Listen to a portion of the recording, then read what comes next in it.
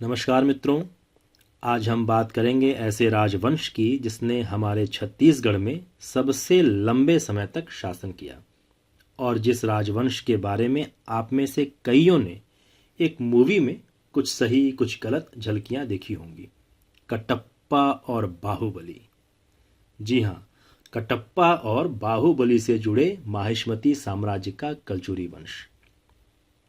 हम फिल्म की सच्चाई से तो इत्तेफाक नहीं रखते, लेकिन याद रखने के लिए आपके क्लू के रूप में इसे देख सकते हैं।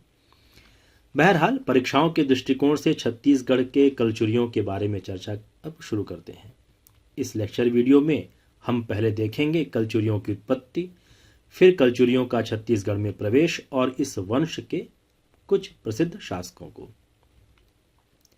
हालांकि इस संबंध में मैंने एक अन्य वीडियो विस्तार से बनाया है, लेकिन वो बहुत लंबा होने की वजह से एक अन्य वीडियो आपके लिए मैं आज प्रस्तुत कर रहा हूँ। दोस्तों, आपको मालूम है कि भारत के संदर्भ में कलचुरी वंश ने लगभग 1200 वर्षों तक, यानी 575 ईस्वी से 1745 ईस्वी तक कहीं न कहीं शासन किया।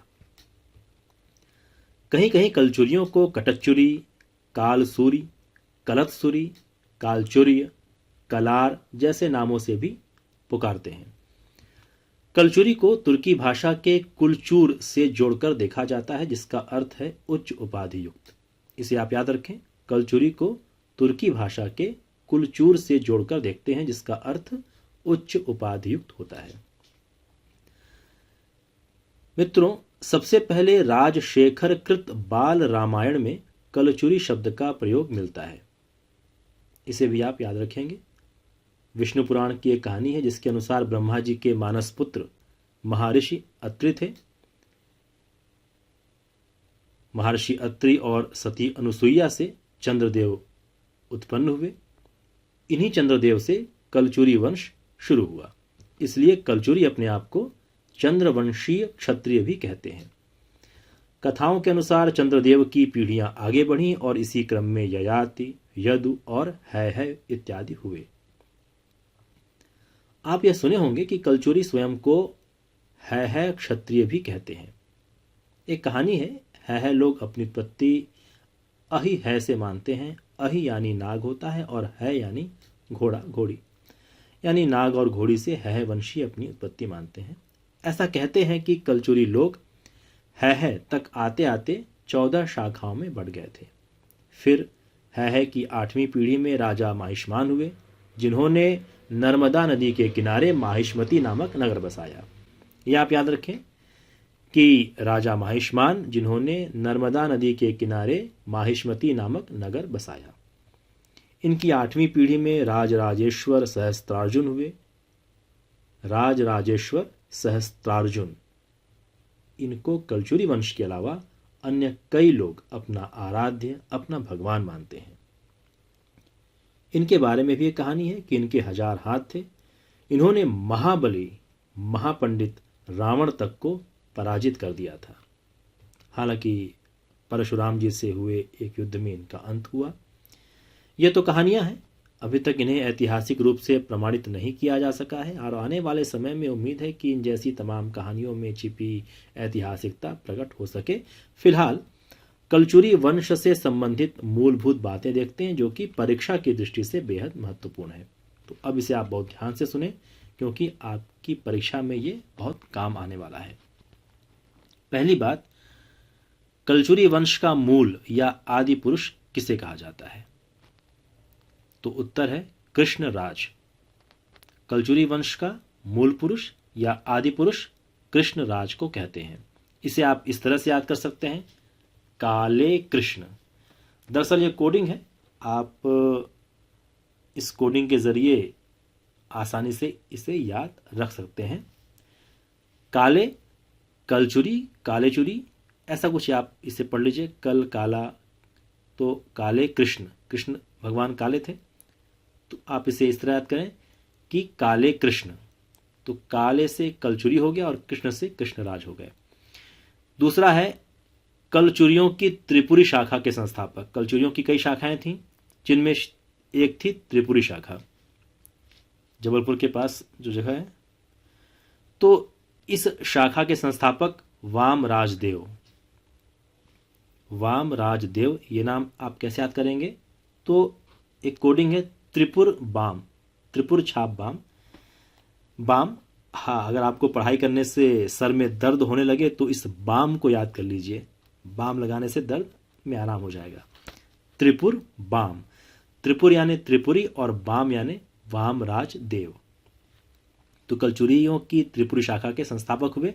एक बात यहां और आता है कि कलचुरियों की त्रिपुरी शाखा के वास्तविक संस्थापक कौन थे? देखिए, संस्थापक है, दूसरा वास्तविक संस्थापक। तो वास्तविक संस्थापक माना जाता है कोकल्ल प्रथम को। कोकल्ल प्रथम, चलिए इसे कैसे याद रखें? देखिए, त्रिकोण, त्रिकोण तो आप सुने ही हैं। चलिए अब यह कहते हैं कि वास्तव में, वास्तव माने वास्तविक हो गया, वास्तव में पहले त्रिकोण को त्रिकोल कहा जाता था। ऐसा है नहीं, बस याद करने के लिए कि वास्तव में पहले त्रिकोण को त्रिकोल कहा जाता था। इसका क्या मतलब है कि वास्तव यानी वास्तविक संस्थापक, त्रिकोल, त्रि से त्रिपुरी शाखा, कोल से कोकल्ल प्रथम। कोकल्ल कोल मिलता है आपस में, तो ये हो गया एक तरीका याद रखने का। तो हम तीन चीज देखें, कलचुरियों के मूल पुरुष या आदि पुरुष कृष्णराज, कलचुरियों की त्रिपुरी शाखा के संस्थापक वामराज देव और त्रिपुरी शाखा के वास्तविक संस्थापक कोकल्ल प्रथम। दोस्तों, एक अभिलेख है बिलहरी। बिलहरी अभिलेख में कोकल्ल प्रथम के 18 पुत्रों की चर्चा, जिसमें सबसे बड़ा पुत्र शंकरगढ़ द्वितीय, जिसे मुग्ध तुंग कहा जाता था, ने 900 ईस्वी में कोसल के सोमवंशी शासक से पाली क्षेत्र जीता।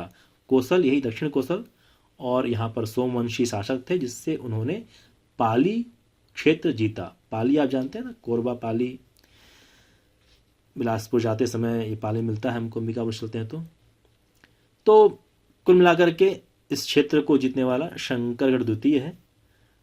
और फिर शुरुआत होती है यहाँ पर कलचुरियों की। हालांकि स्थायी रूप से ये जीत नहीं थी।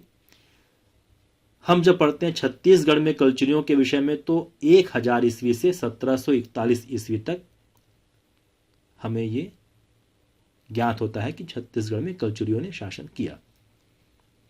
यहां पे एक बात और ध्यान रखें कि त्रिपुरी शाखा यहां आई थी। आप ये भी याद रख सकते हैं कि त्रिपुरी शाखा की एक शाखा थी लहुरी, वो यहां आई थी। तो दोनों फैक्ट आपको मिलेंगे, त्रिपुरी शाखा थी, त्रिपुरी की लहुरी शाखा थी, यानी कुल मिलाकर के जबलपुर के पास स्थित त्रिपुरी यानी तेवर गांव जो है वहां से कलचुरी यहां आए थे। तो आप याद रखें, छत्तीसगढ़ में कलचुरी वंश 1000 ईस्वी से 1741 ईस्वी तक, जब तक कि मराठे यहां पर शासन नहीं करते हैं। अब प्रश्न उठता है कि छत्तीसगढ़ में कलचुरियों का संस्थापक कौन था? ये प्रश्न आता भी है पीएससी व्यापम में, तो आप इसे कलिंग राज के रूप में याद करें। कलिंग राज, दरअसल कलिंग राज ने 1000 ईस्वी में सोमवंशी शासक को परास्त कर दक्षिण कोसल यानी छत्तीसगढ़ में कलचुरी वंश की स्थापना की। इसे आप कैसे याद करेंगे? कल कलिंग, कल कलिंग नाम मिल रहा है आपस में, कल कलिंग, कलिंग। तो ये आपके लिए आसान होगा कि छत्तीसगढ़ में कलचुरियों के संस्थापक कौन है? कलिंग राज। तो छत्तीसगढ़ में कल कलिंग याद कर लीजिए। इसी प्रकार अगर आपको याद करना पड़ेगा कि रायपुर शाखा के संस्थापक कौन थे। देखिए, दरअसल क्या है कि जब हम बात करते हैं रतनपुर शाखा, तो रतनपुर शाखा ही एक तरह से मूल शाखा थी, तो वहाँ के संस्थापक कलिंगराज हो गए। रायपुर शाखा जो कुछ दिन बाद रायपुर में स्थापित हुई थी, तो वहाँ लक्ष्मी देव अथवा केशव देव के नाम मिलते हैं। लक्ष्मी देव अथवा केशव देव, ये दो नाम मैंने क्यों कहे ये आपको इसी वीडियो में मैं बता दूंगा। फिलहाल राय को राम मानते हुए, रायपुर का राय जो है उसे आप राम मान लीजिए, और इसे आप केशव यानी राम के ही अन्य रूप कृष्ण से जोड़कर देखें, और विष्णु की पत्नी लक्ष्मी से भी इसे जोड़कर दे सकते हैं आप। तो विष्णु की पत्नी लक्ष्मी यानी लक्ष्मी देव हो गया, और राम का अन्य रूप यानी कृष्ण यानी केशव, केशव देव। तो लक्ष्मी देव अथवा केशव देव रायपुर शाखा के संस्थापक थे। अब बात करते हैं कलचुरी वंश की रतनपुर शाखा के बारे में, यहाँ कौन कौन से राजा हुए। तो पहली बात तो है कलिंग राज, जो कि कलचुरी वंश के संस्थापक थे। चैतुरगढ़ इलाका यानी तुम्बाड़ में इन्होंने राजधानी स्थापित कर महिषासुर मर्दिनी का मंदिर बनवाया। इनकी उपाधि थी परम महेश्वर। इसके बाद रत्नदेव प्रथम को याद करें, जो कि रतनपुर के संस्थापक माने जाते हैं। रतनपुर एक बहुत प्रसिद्ध नगरी थी, उसकी स्थापना रतनदेव प्रथम ने किया ऐसा माना जाता है। तुम्बाड़ से राजधानी फिर रतनपुर लाए, और रतनपुर की प्रसिद्ध माँ महामाया का मंदिर भी इन्होंने ही बनवाया था। इसके बाद हम बात करते हैं पृथ्वीदेव प्रथम की। ये जो क्रम है ये आपको सिर्फ इसलिए है कि जो महत्वपूर्ण शासक हुए हैं उनको आप याद रख सकें। तो पृथ्वीदेव प्रथम, जिनकी उपाधि थी सकल कोसलाधिपति, याद रखेंगे। पृथ्वीदेव प्रथम की उपाधि सकल कोसलाधिपति। इसके अलावा इन्हें प्रचंड कोसलाधिपति भी कहा जाता था। फिर जाजल्लदेव, जाजल्लदेव प्रथम, इनकी उपाधि थी गज शार्दूल। इसके अलावा गज बेटकर, श्रीमद जाजल्लदेव भी इन्हें कहा जाता था। तो तीन चीजें हैं, जाजल्लदेव प्रथम की उपाधि गज शार्दूल, गज बेटकर, श्रीमद जाजल्लदेव। इसके बाद रत्नदेव द्वितीय, जिनकी उपाधि थी त्रिकलिंगाधिपति। रत्नदेव द्वितीय की उपाधि त्रिकलिंगाधिपति। फिर जाजल्लदेव द्वितीय, इन्होंने सबसे कम समय तक शासन किया, मात्र 3 वर्ष की शासनावधि थी इनकी। फिर बहारेंद्र साय, जिनका सर्वाधिक लंबा शासनकाल था 45 वर्ष का। तो ये भी आपको याद करना पड़ेगा कि सबसे कम समय का शासन जाजल्लदेव द्वितीय का 3 वर्ष का, और सबसे लंबा शासन 45 वर्ष का बहारेंद्र साय का। फिर अगला नाम है कल्याण साय, जिन्हें जमाबंदी प्रणाली का जन्मदाता कहा जाता है। जमाबंदी प्रणाली का जन्मदाता कल्याण साय। फिर अगला नाम राज सिंह। राज सिंह ये वही हैं जिनके दरबारी कवि थे गोपाल मिश्र, जिनकी रचना में छत्तीसगढ़ शब्द का जिक्र मिलता है। फिर रघुनाथ सिंह, जो कि अंतिम स्वतंत्र कलचुरी शासक थे। स्वतंत्र कलचुरी शासक क्यों कहा गया है? क्योंकि इसके बाद मराठाओं का शासन हुआ, मराठाओं के अधीन ये पहले शासक थे। फिर कहानी आगे बढ़ेगी, फिर मोहन सिंह होंगे। मोहन सिंह को अंतिम शासक कहा जाता है, या मराठा अधीन अंतिम शासक माना जाता है, क्योंकि फिर बाद में यहाँ पर अंग्रेजों का आधिपत्य हो गया। कलचुरी वंश की रायपुर शाखा के बारे में बात करते हैं। लक्ष्मी देव को कलचुरी वंश की रायपुर शाखा का संस्थापक कहा जाता है। मैंने आपको शुरू में कहा था कि 2 नाम मिलेंगे, लक्ष्मी देव और केशव देव। क्यों?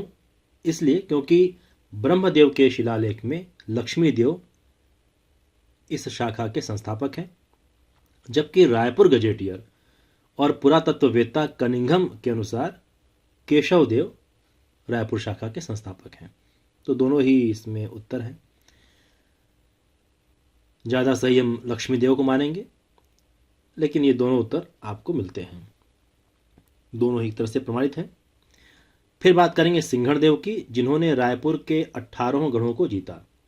हमने पढ़ा था ना कि शिवनाथ नदी के उत्तर में रतनपुर शाखा है, शिवनाथ नदी के दक्षिण में रायपुर शाखा है, और दोनों ही शाखाओं में 18 गढ़ हैं। फिर अगले शासक जिनका नाम हमें याद रखना है वो हैं रामचंद्र देव। दरअसल ऐसा कहते हैं कि अपने पुत्र ब्रह्मदेव राय के नाम पर रामचंद्र देव ने रायपुर की स्थापना की। ये बहुत महत्वपूर्ण है, इसे आप याद रखेंगे और कंफ्यूज नहीं होंगे। रामचंद्र देव ये रायपुर की स्थापना करते हैं, लेकिन किसके नाम पर? अपने पुत्र ब्रह्मदेव राय के नाम पर। ब्रह्मदेव राय, राय से रायपुर। और ब्रह्मदेव राय को वागपति कहा जाता था। इनकी उपाधि थी वागपति। इसके अलावा इन्हें द्वितीय भारत भी कहा जाता था, ये भी आप याद रखेंगे। फिर एक शासक हुए इस शाखा में, अमर सिंह। 1750 ईस्वी में मराठा शासक रघुजी भोसले द्वितीय ने रायपुर की कलचुरी शाखा पर आक्रमण किया और इसे जीत लिया। अमर सिंह रायपुर शाखा का आखिरी शासक था। कुछ बातें आपको याद रखनी पड़ेंगी, जैसे छत्तीसगढ़ में कलचुरियों की राजधानी, तो पहली राजधानी तुम्माड़, दूसरी रतनपुर, तीसरी छुरी कोसगई, फिर स्थायी रूप से राजधानी बनी रतनपुर और दूसरी शाखा जो रायपुर की थी वहां की राजधानी बनी रायपुर। यानी तुम्माड़ हो गया, रतनपुर हो गया, छुरी कोसगई हो गया और एक रायपुर है। रतनपुर रायपुर तो बाद में बनी गए थे मूल रूप से। फिर 1741 ईस्वी में भोसला शासक रघुजी प्रथम के सेनापति भास्कर पंत का छत्तीसगढ़ पर आक्रमण हुआ। यह भी एक बहुत महत्वपूर्ण फैक्ट है। इसे आप कैसे याद करेंगे? तो इसका तरीका है भौरा भास्कर। भौरा भास्कर, भौं से भोसले, नागपुर में मराठों की जो शाखा थी भोसले कहलाती थी। भौरा भास्कर, भौं से भोसले, रा से रघुजी प्रथम और भास्कर यानी भास्कर पंत। तो इस तरह से भोसला शासक रघुजी प्रथम के सेनापति भास्कर पंत ने छत्तीसगढ़ पर आक्रमण किया 1741 ईस्वी में। 1758 ईस्वी में मराठा शासक बिंबाजी ने यहां प्रत्यक्ष शासन स्थापित किया। 1758 ईस्वी बिंबाजी और यहां पर प्रत्यक्ष शासन। इसे आप कैसे याद करेंगे? तो प्रत्यक्ष बिंब, देखिए प्रत्यक्ष यानी सामने और बिंब यानी परछाई, प्रतिरूप। तो प्रत्यक्ष बिंब, प्रत्यक्ष मराठा शासन, बिंब यानी बिंबाजी भोसले। अगला फैक्ट है छत्तीसगढ़ में सूबा शासन का जनक। सूबा शासन एक बहुत महत्वपूर्ण फैक्ट है याद रखने के लिए, जो 1787 से 1818 ईस्वी तक चला था। इसके जनक थे व्यंकोजी। इसे आप कैसे याद करेंगे? व्यास, व्य से व्यंकोजी और स से सूबा शासन। तो ये आप याद रख लेंगे। अब हम बात करते हैं राजधानियों के कोडिंग की, जो हमने पहले देखा अभी। तो उसको आप कैसे याद करें? तुम रतन छुरी राय रतन। तुम रतन छुरी राय रतन। तो तुम से तुम्माड़, रतन से रतनपुर, छुरी से छुरी कोसगई और फिर रायपुर और रतनपुर। तुम रतन तुम्माड़, रतनपुर, छुरी छुरी कोसगई, राय रतन, राय से रायपुर, रतन से रतनपुर। तो आप इसे याद करें, तुम रतन छुरी राय रतन। अब आखिरी कोडिंग के साथ इस वीडियो को हम खत्म करेंगे अपने अगले वीडियो के लिए। आखिरी कोडिंग है रतनपुर शाखा के जो प्रसिद्ध शासक हुए उनका क्रम पूछा जाता है। इसे आप बहुत आसानी से याद कर सकते हैं। ध्यान दीजिए, कलिंग कमल रत्न। मैं क्या कह रहा हूं? कलिंग कमल रत्न, पृथ्वी जल रत्न, पृथ्वी जल जगत रत्न। कलिंग कमल रत्न, पृथ्वी जल रत्न, पृथ्वी जल जग रत्न। अब जो पहला लाइन है कलिंग कमल रत्न, मतलब कलिंग से कलिंगराज, कमल से कमलराज, रत्न से रत्नराज, जिसे रत्नदेव भी कहते हैं। तो कलिंग कमल रत्न, यहां पर आप देखें कि रत्न 3 बार आ रहा है। तो जो पहले आया है वो प्रथम हो गया, जो दूसरी बार आया वो द्वितीय हो गए और तीसरी बार वाला तृतीय हो गया। इसी प्रकार पृथ्वी 2 बार आया है, तो पहला वाला पृथ्वी देव प्रथम, दूसरा वाला पृथ्वी देव द्वितीय होगा। और इसी प्रकार जल भी 2 बार आया है, पहला वाला जल जाजल देव प्रथम और दूसरा वाला जाजल देव द्वितीय। तो कलिंग कमल रत्न, कलिंगराज, कमलराज, रत्नराज। पृथ्वी जल रत्न, पृथ्वीदेव प्रथम, जाजल देव प्रथम, रत्नदेव द्वितीय। पहला क्या था? रत्नराज या रत्नदेव प्रथम। तो कलिंग कमल रत्न, पृथ्वी जल रत्न, पृथ्वी जल जग रत्न। पृथ्वी, यहां पृथ्वी देव द्वितीय हो गए, जल यानी यहां जाजल देव द्वितीय हो गए। जाजल देव को कहीं कहीं आप जाज्वल्य देव भी पढ़ते हैं, एक ही बात है। अगला जग तो जगदेव, और रत्न यानी रत्नदेव तृतीय। तो कलिंग कमल रत्न, पृथ्वी जल रत्न, पृथ्वी जल जग रत्न। और इसी के साथ इस वीडियो को हम यहाँ खत्म करते हैं। आप अगले वीडियो का इंतजार करें। तब तक मेरी शुभकामनाएं सदैव आपके साथ हैं। आपको अगर ये पसंद आ रहा हो तो इस चैनल को सब्सक्राइब करें, लाइक करें और शेयर करें, ताकि इसका लाभ अन्य लोगों को भी मिल सके। बहुत बहुत धन्यवाद। फिर मिलेंगे।